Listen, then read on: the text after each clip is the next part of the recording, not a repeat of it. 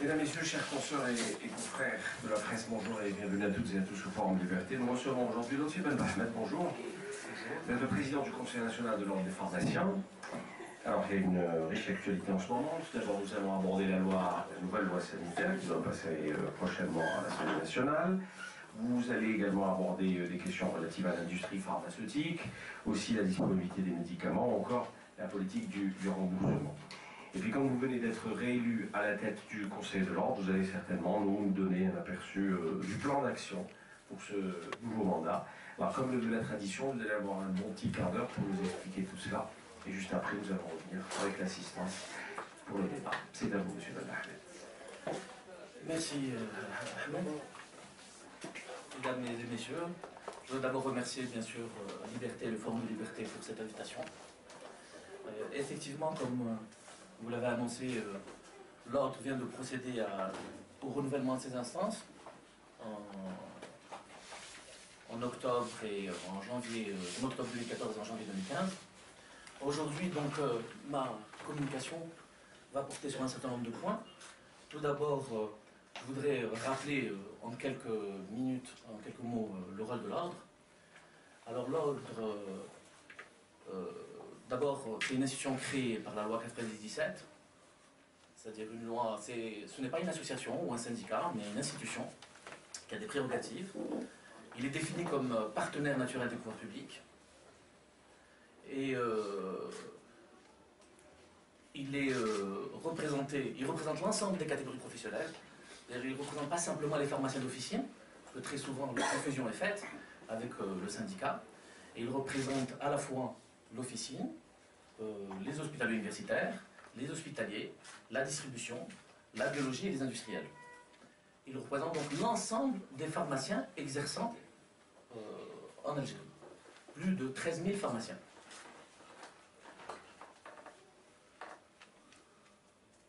Le rôle, les missions de l'Ordre. Les missions de l'Ordre sont définies. D'abord, il y a le rôle disciplinaire. Il faut savoir que l'Ordre, justement, pour les professions réglementées, l'État crée des ordres. Pourquoi? Parce qu'il est très difficile pour la justice de qualifier la faute disciplinaire. Ainsi, pour toutes les professions réglementées, les avocats, les notaires, les architectes, des ordres ont été créés. Depuis, en Algérie, il a été créé par la loi 97. Le code déontologie a été mis en place en 92, et donc ce rôle disciplinaire est assumé par l'Ordre. C'est un rôle assez méconnu, pour la simple raison qu'actuellement, notre rôle a été surtout de donner notre avis sur les lois et règlements. Pourquoi? Pourquoi ce rôle est méconnu? Parce que l'Ordre n'a pas de pouvoir d'inspection. L'inspection est faite par le ministère de la Santé. De plus, nos concitoyens ne savent pas qu'en cas de problème dans le cadre de l'exercice pharmaceutique, ils peuvent s'adresser et porter plainte aux ordres. Qui peut porter plainte à l'ordre? Les citoyens, les associations, l'État. Et l'ordre peut aussi s'autosaisir dans certaines problématiques. Pour ce qui est les problématiques les plus importantes, bien sûr, qui peuvent être posées au niveau de la discipline, sont celles qui sont constatées par l'inspection pharmaceutique. Malheureusement, en Algérie, l'inspection pharmaceutique reste faible. Effectivement, nous comptons simplement que 4 pharmaciens inspecteurs pour l'ensemble du territoire national. Le reste de l'inspection est assuré par des médecins ou des chirurgiens dentistes inspecteurs, ce qui affaiblit très largement le contrôle de l'ensemble de la chaîne pharmaceutique. Et ainsi, donc, nos commissions de discipline sont peu saisies par les autorités sanitaires. La biologie médicale est un des exercices les plus dévoyés en Algérie, où il y a le plus d'exercices illégaux. Je m'explique. Nous avons de nombreuses cliniques ou de nombreux laboratoires qui n'ont pas de pharmaciens ou de médecins biologistes, de personnes qualifiées qui maîtrisent et qui ont la qualification nécessaire, définie par la réglementation, pour pouvoir assurer des analyses médicales. Vous imaginez, lorsque dans le parcours de soins d'un malade, l'analyse médicale et l'imagerie, c'est par cela que le médecin peut poser un diagnostic. Si vous affaiblissez et vous réduisez ou vous enlevez la traçabilité ou la qualité de l'analyse médicale, vous vous retrouvez avec des diagnostics biaisés et une mauvaise prise en charge des malades. La remarque que nous faisons pour le secteur privé est aussi valable pour le secteur public. Il est essentiel aussi que dans le secteur public, là où il y a des laboratoires d'analyse, il y ait des personnes qualifiées pour prendre en charge ces laboratoires d'analyse. Il y a aussi, bien sûr, la pharmacie hospitalière. La pharmacie hospitalière doit être définie comme un service à part entière au niveau des structures hospitalières. Elle doit faire partie du plateau technique, comme l'imagerie, comme le reste des services au niveau des hôpitaux. Aujourd'hui, dans la plupart des hôpitaux, la pharmacie hospitalière est souvent liée à une sous-direction de l'approvisionnement, comme si c'était un problème d'achat, simplement. Or, il s'agit d'un exercice, mais pharmaceutique à part entière, et la responsabilité pharmaceutique, qui actuellement existe au niveau réglementaire, où on dit que le pharmacien hospitalier doit être responsable jusqu'au chevet du malade. Par contre, il dépend d'une sous-direction, d'une forme d'économa qui gère le médicament et qui conduit à la gabégie que nous connaissons aujourd'hui au niveau des hôpitaux, avec une mauvaise répartition des médicaments, une mauvaise disponibilité des médicaments, des produits qui périment, etc. Et ça passe par le troisième axe, justement, de nos propositions, c'est la mise en place des bonnes pratiques. Parce que lorsqu'on parle d'exercice, il ne s'agit pas simplement de dire, là, pour le médicament, il faut des officinaux, pour la biologie, il faut des biologistes, pour l'industrie, il faut des pharmaciens. Non, ça aussi, il faut une opposabilité, c'est-à-dire il faut des personnes qualifiées, mais aussi il faut des procédures. Et ces procédures actuellement existent à travers le monde. Donc il est fondamental que dans notre législation, qui à ce niveau-là, n'a pas fait que très peu d'évolution. Il y en a eu un peu pour l'industrie, M. Belli pourra en parler tout à l'heure, qui est pharmacien industriel, mais pour la biologie, pour l'officine, pour la pharmacie hospitalière, nous n'avons pas encore de bonnes pratiques définies en Algérie. Et il est fondamental de les définir, puisque si nous ne les définissons pas, nous ne pouvons pas assurer la traçabilité de la responsabilité pharmaceutique et de l'acte du praticien. Et il n'y a que dans ce cadre-là que nous pouvons effectivement arriver à une prise en charge de nos concitoyens, d'autant que ce sont actuellement toutes ces normes-là et toutes ces bonnes pratiques, elles sont devenues universelles. Elles sont non seulement recommandées par l'OMS, mais elles sont mises en place dans pratiquement l'ensemble des pays à travers le monde, même dans les pays voisins. Quels sont les objectifs de l'Algérie pour la santé de demain, pour la politique pharmaceutique? En Algérie, tout de même, notre État s'est engagé de manière très volontaire dans le développement de la production nationale. Or, dans le texte de loi, nous n'avons rien vu qui encourageait la production nationale. Aucun article, alors que dans la précédente, le dernier amendement, il y avait à la fois des articles qui allaient dans le cadre de la promotion générique, mais aussi d'autres sur le développement et la protection de la production nationale. Vous savez qu'aujourd'hui, par voie réglementaire, tous les produits qui sont fabriqués localement sont interdits à l'importation. D'autres dispositions font aussi que les prix, il y a même des majorations qui sont données aux pharmaciens par rapport, pour soutenir la production nationale, pour lorsqu'ils délivrent des produits au prix de référence produits localement. On n'a rien retrouvé dans la loi qui mettait en place, au moins qui a annoncé de manière globale par un ou deux articles, la volonté d'avoir un plan national de développement de notre production nationale et de notre industrie pharmaceutique. Et c'était un manque assez flagrant. Nous l'avons relevé, nous espérons très sincèrement que dans la future loi qui sera présentée au niveau de l'Assemblée nationale, ces éléments seront repris. Où on en est actuellement? Où on en est? Nous avons proposé, nous avons exposé notre point de vue, rappelez-vous, lors des rencontres internationales de pharmacie d'Alger. Nous avons rédigé un rapport avec l'ensemble des participants, donc l'ensemble de la chaîne du médicament que nous avons proposé au ministère de la Santé. Par la suite, nous avons eu 4 ou 5 réunions au niveau du ministère de la Santé sur ces sujets-là. Nous avons bon espoir que les éléments, en tout cas qui concernent les bonnes pratiques, les définitions de base, le rôle de chaque intervenant de la chaîne pharmaceutique soit retenu. Par contre, nous n'avons pas eu de discussion réelle sur le rôle des autres. Aujourd'hui, on nous explique que le projet de loi aurait été déposé au SGG, au secrétaire général du gouvernement, parce que vous savez, il doit être validé au secrétaire général du gouvernement avant d'être soumis au Conseil des ministres, puis à passer à l'Assemblée nationale.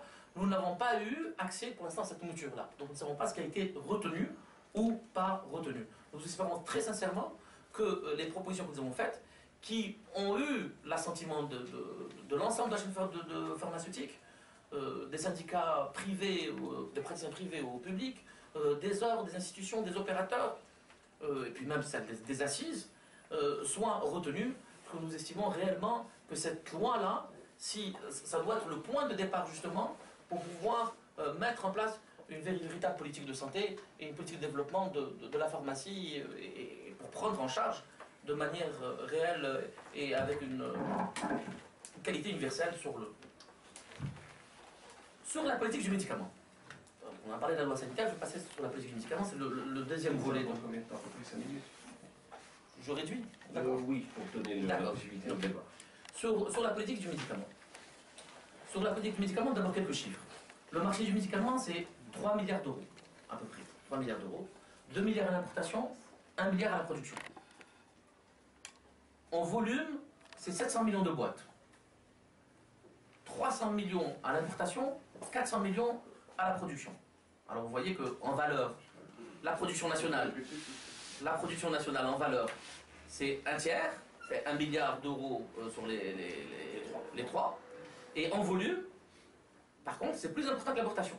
C'est-à-dire qu'on produit 400 millions de boîtes en Algérie, on en importe 300 millions sur 700 millions. Donc en volume, on a dépassé les 50%. Simplement, ça veut dire aussi que notre industrie est focalisée sur les anciennes molécules, les molécules les moins chères. Les dites chimiques, on n'est pas encore dans les biotechnologies, parce que les nouvelles molécules, avec la transition épidémiologique, vous voyez qu'on va sur le diabète, les cancers, etc. Et ce sont des produits beaucoup plus chers, qui sont issus des biotechnologies, et ces produits-là, nous ne les produisons pas encore, donc forcément, en valeur, on restera très dépendant. Nous avons à peu près 80 unités de production qui sont réalisées, qui ont commencé, qui sont opérationnelles. Nous avons 70 unités qui sont projetées ou qui sont en cours de réalisation. Ce qui est très important, même peut-être trop. Ça fait 150 unités de production. Alors, on en est fiers, effectivement, c'est une réalisation importante, mais le problème, c'est que ça mérite beaucoup de régulation. Ça mérite beaucoup de régulation. Nous avons à peu près 150 grossistes répartiteurs. Je dis 150, j'insiste sur ce chiffre-là, parce que très souvent, on vous dit qu'il y en a 500 ou 600. Il y en a eu 600 agréés, mais il y en a 150 qui exercent. Depuis qu'on a créé l'agrément pour les grossistes répartiteurs en 1995, il y en a eu 600 qui ont été agréés. Ça démontre aussi que les chiffres ne sont pas complètement maîtrisés. Et nous avons près de 9000 officines en Algérie, dont à peu près 1 millier d'agences Indimed. Alors c'est quoi les agences Indimed? C'est les pharmacies qui dépendent même pas du secteur public, d'un holding, c'est l'héritage du secteur public, et c'est des agences qui devaient être privatisées selon le plan, selon les privatisations qui avaient été mises en place à la fin des années 90, à l'horizon 2000. Nous sommes en 2015, il y en a toujours 976, exactement, qui sont toujours, et qui ne sont pas gérés par des pharmaciens. Donc ils sont un exercice illégal de la pharmacie qui renvoie au code pénal, l'article 243 du code pénal. Et nous avons par ailleurs des milliers, j'ai bien des milliers maintenant, des centaines avant, mais maintenant on va passer à des milliers de jeunes pharmaciens sans diplôme, sans activité, sans pharmacie. Alors d'un côté nous avons des pharmacies sans pharmaciens, et de l'autre côté nous avons des pharmaciens sans pharmacie. L'équation est assez simple, nous le demandons très régulièrement, nous le répétons encore aujourd'hui, nous demandons à ce que ces pharmacies, si elles ne peuvent pas être privatisées ou elles ne veulent pas être privatisées, qu'on les mette à la disposition de ces jeunes pharmaciens. Il y a des dispositifs qui existent, ANSEJ, etc., pour pouvoir aider les jeunes à pouvoir s'insérer professionnellement. Là, ils peuvent jouer un rôle réel de santé publique. Alors ce qu'on nous dit très souvent, on nous dit que ce sont des pharmacies qui sont dans des lieux isolés, et qui rentrent ils devraient rendre service à la population, elles ne sont pas privatisables. Mais donnez-les à des jeunes pharmaciens. Moi je pense que dans les zones isolées, c'est là où les populations sont le plus fragilisées et c'est là où ils méritent réellement avoir un service pharmaceutique de qualité. Nous avons dans les grandes villes, le malade a accès à l'information, aux médecins, c'est dans les zones enclavées, les zones les plus déshéritées du pays, qu'ils ont besoin, dans le Grand Sud, qu'ils ont besoin d'avoir un service pharmaceutique de qualité avec des pharmaciens. Et nous avons beaucoup de jeunes pharmaciens. Pourquoi? Nous avions avant 4 facs de pharmacie. Nous en avons 11 aujourd'hui. Nous avons 11 facs de pharmacie.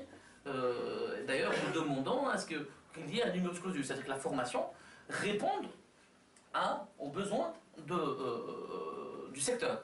Et que aussi on crée j'anticipe, parce que là c'était beaucoup plus long, je vais essayer de résumer tout ce que je devais dire, que la formation aussi, que les spécialisations aillent vers les secteurs qui sont porteurs à la fois pour trouver de l'emploi pour nos jeunes confrères, mais aussi pour le développement de l'industrie pharmaceutique. Jusqu'au jour d'aujourd'hui, nous n'avons pas encore de spécialité de pharmacie industrielle. Je l'ai bien dit tout à l'heure, 80, demain 150 unités de production. Nous avons la fac de pharmacie la plus ancienne d'Afrique. Elle a été créée au 19e siècle. Du 19e siècle, la deuxième en France après l'époque. Et nous avons formé les premiers pharmaciens industriels dans les années 70, avec Saïdal, etc., et à l'étranger et tout. Et depuis, les pays voisins développent la pharmacie industrielle, et nous n'avons toujours pas de formation de pharmacie industrielle. Un projet a été inscrit dans ce sens-là, mais il n'y a pas d'intégration, je veux dire, de la politique entre la formation, entre l'investissement, entre aussi la gestion des prix et de l'économie du médicament.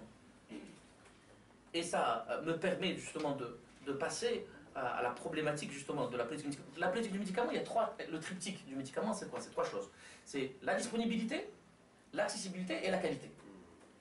Bon, je vais passer sur effectivement sur les définitions. Sur la disponibilité, effectivement, on voit qu'en Algérie, c'est un enjeu majeur. On est un pays où, de manière récurrente, le problème de la disponibilité est posé. On nous dit très souvent, d'ailleurs en Algérie, on ne fait pas la différence entre le bon et le mauvais pharmacien, on fait souvent la différence entre la bonne et la mauvaise pharmacie. La réponse est quoi? La bonne pharmacie, c'est là où il y a le médicament. C'est-à-dire même la problématique de l'officinal, pendant très longtemps, c'était d'assurer l'approvisionnement sur l'officine. Pourquoi nous avons ces problèmes de disponibilité récurrentes? Parce qu'il y a des causes qui sont structurelles, et des causes aussi qui sont spéculatives. Les causes spéculatives, on en a beaucoup parlé, vente concomitante, etc., sont très largement liées aux causes structurelles. C'est quand il y a indisponibilité qu'on a des phénomènes de spéculation. Quand la disponibilité continue, vous n'avez pas de phénomène de spéculation. Forcément. Mais quand il y a des phénomènes de... Pourquoi? Quelles sont les causes structurelles? Les causes structurelles, elles tiennent à plusieurs choses. D'abord, à l'annualisation des programmes d'importation. C'est-à-dire que les programmes sont annualisés. Alors, les programmes d'importation, l'importation annualisée, ou même la production nationale est annualisée. Ce qui fait que chaque année, vous l'avez vu, ceux qui ont travaillé dans le secteur public ou dans des budgets, il y a un moment T où on commence, il y a un moment T où on s'arrête. Donc il y a déjà un moment où les gens ne savent pas vraiment où ils vont, est-ce que ça va être signé, est-ce que ça va pas être signé. Aujourd'hui, pour 2015, théoriquement, les programmes d'importation auraient dû être signés en septembre, parfois en octobre. Nous sommes en mars. Certains programmes d'importation n'ont toujours pas été signés. Donc vous redoutez une pénurie? Il est très possible. Nous espérons que le ministère de la Santé a pris peut-être des dispositions. Nous n'avons pas toute l'information nécessaire. Mais déjà, au niveau de certains fournisseurs de laboratoires, il y a rupture de certains produits. Les insulines sont en rupture chez certains laboratoires, actuellement. Et les programmes d'importation n'ont pas été signés. Pourquoi? C'est pas une volonté, comment dire, manifeste ou comment dire, il est clair que le ministère de la Santé ne veut pas qu'il y ait de pénurie. Il ne fait pas... c'est parce que l'arbitrage, tous les arbitrages, en termes de prix, en termes d'agrément, en termes de politique du médicament, se font toujours à cet instant. Au moment de la signature des programmes. Et quelque part, je le dis, c'est pas l'État algérien qui fait pression sur les laboratoires, mais ce serait plutôt le contraire.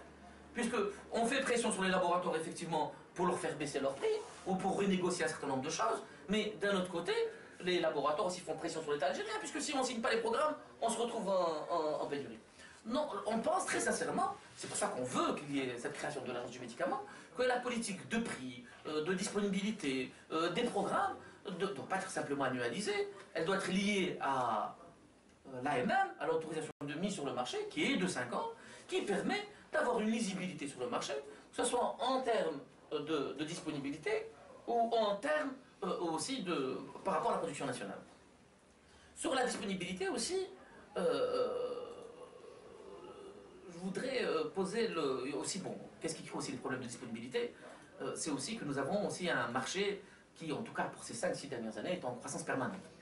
Donc avec la généralisation du tiers payant, qui a été une très bonne chose, qui a pris en charge nos populations, la carte Chifa, nous avons, qui est maintenant, avant c'était simplement les retraités et les malades chroniques, maintenant c'est l'ensemble de la population qui a la carte Chifa et qui peut avoir accès au tiers payant, nous avons eu forcément une augmentation de la consommation. Mais je rappelle que c'est un rattrapage.